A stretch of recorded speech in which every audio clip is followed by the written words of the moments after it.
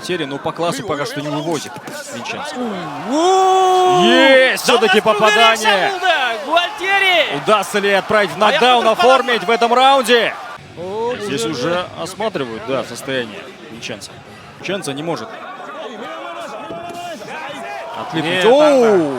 Нокдаун? Нет. Потерял немного так. Равновесие. Не, бұл жерде нокдаун болу керек. И... Нет, рефери почему-то остановил Джанибека и разрешил продолжить дальше. Мне тогда бірнеше Здесь все-таки да, и да, это все, это даже не нокдаун, это нокаут. Жанбек Әлімханұлы, IBF. Жексенбі сәтті басталды. Жергілікті арена. Janibek, Kazakhstan.